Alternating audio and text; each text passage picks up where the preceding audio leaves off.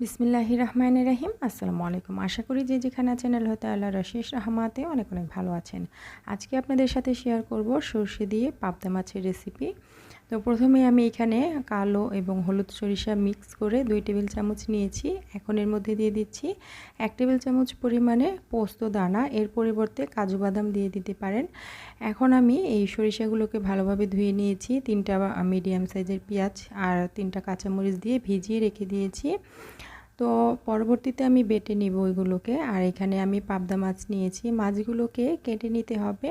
তো আমি মাছগুলো খুব ভালোভাবে কেটে ধুয়ে নিয়েছি। এখন এর মধ্যে দিয়ে দিচ্ছি লবণ এবং হলুদ গুঁড়া, মরিচের গুঁড়া, এগুলো দিয়ে খুব ভালোভাবে মেখে নিতে হবে। তো মাছগুলো ভাজার একটা টিপস আমি দিয়ে দিচ্ছি। এই মাছগুলো ভাজার সময় অনেক বেশি গায়ে ছিটকে আসে তেল। তো আমি এখানে কিছুটা ময়দা নিয়েছি, ময়দার মধ্যে এই মাছটাকে হালকা করে কোটিং করে নিচ্ছি। এতে করে মাছের উপর একটা ময়দার প্রলেপ পড়ে থাকবে, সেক্ষেত্রে মাছটা কিন্তু তেলের মধ্যে দিলে আর গায়ে ছিটকে আসবে না। এটা একদম পারফেক্ট একটা টিপস। এই টিপসটা আপনারা ফলো করতে পারেন, তাহলে এই মাছ ভাজতে কোনো রকম সমস্যা হবে না, মাছটা ভেঙে যাবে না আর মাছ গায়ে ছিটকে আসবে না। তো আমি ভেজে দেখাচ্ছি আপনাদের। এই মাছটা কিন্তু একটুও ছিটকে আসছে না। আর এই মাছগুলো তো কতটা সুন্দর হয়েছে। এই মাছটা দিয়ে যে রেসিপি তৈরি করেন না কেন, সেটার স্বাদ কিন্তু একটু হলেও বেশি আসবে।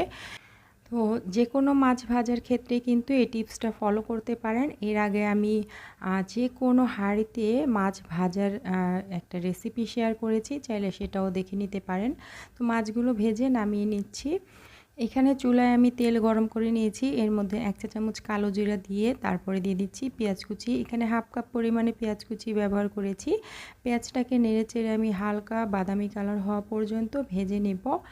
তো এটা যখন বাদামি কালার হয়ে যাবে, তখন আমি এর মধ্যে একে একে মশলা অ্যাড করে দিচ্ছি। এখানে আগে থেকে যে আমি পেঁয়াজ, তারপরে হচ্ছে সরিষা, পোস্ত, কাঁচামরিচ এগুলো বেটে রেখেছিলাম, তো এই পেস্টটা প্রথমে দিয়ে আমি খুব ভালোভাবে তেলের সাথে মিশিয়ে দিচ্ছি। তো এটা চাইলে ব্লেন্ডারও ব্লেন্ড করা যাবে অথবা পাটায়ও বেটে নেওয়া যাবে। 1 চা চামচ হলুদ গুঁড়া দিয়েছি, 1 চা চামচ মরিচের গুঁড়া আর লবণ দিয়ে দিয়েছি স্বাদ মতো। এখানে দিয়ে দিচ্ছি 1 চা চামচ ধনিয়া গুঁড়া, 1 চা চামচ জিরার গুঁড়া। এরপর এখানে আমি কিছুটা পানি দিয়ে দিচ্ছি যাতে করে মশলাটা পুড়ে না যায়। আর এই মশলাটা এত ভালোভাবে কষাতে হবে। তো আমি এখানে দিয়ে দিচ্ছি 1 চা চামচ আদা রসুন বাটা। তো দিয়ে আমি খুব ভালোভাবে মিশিয়ে দিচ্ছি। এখানে পর্যাপ্ত পানি দিয়ে মশলাটাকে কষাতে হবে। এখানে আমি হাফ চা চামচ চিনি দিয়ে দিলাম, এতে করে স্বাদের ব্যালেন্সটা ঠিক থাকবে। তো পানি দিয়ে আমি কষিয়ে নিচ্ছি। মশলাটা এমনভাবে কষাতে হবে যাতে করে মশলা থেকে কোনো কাঁচা গন্ধ না আসে। তো আমি এটাকে ঢেকে দিচ্ছি, ঢেকে তারপরে মিডিয়াম হিটে কষিয়ে নিচ্ছি। তো বেশ কিছুক্ষণ আমি কষিয়ে নিয়েছি, দেখতেই পারছেন তেলটা কিন্তু ছেড়ে এসেছে। এই পর্যায়ে দিয়ে দিলাম মিডিয়াম সাইজের একটি টমেটো কুচি।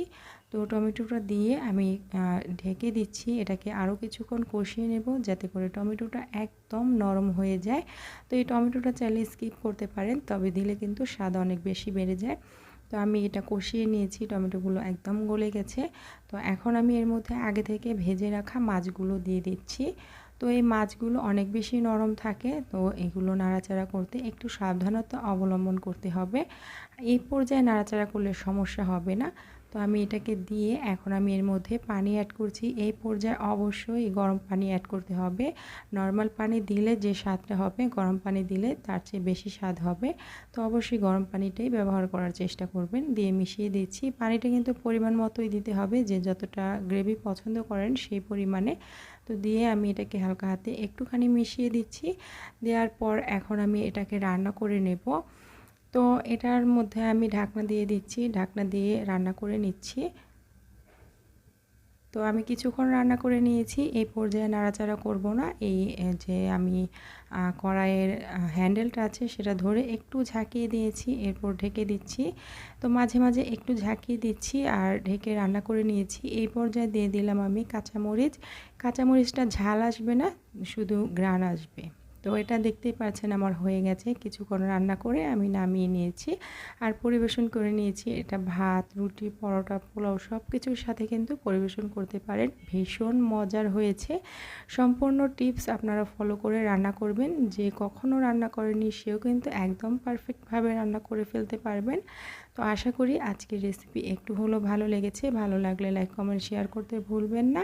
আজকের মতো এতটুকুই। দেখা হবে নেক্সট ভিডিওতে। সে পর্যন্ত ভালো থাকবেন, সুস্থ থাকবেন। আল্লাহ হাফেজ।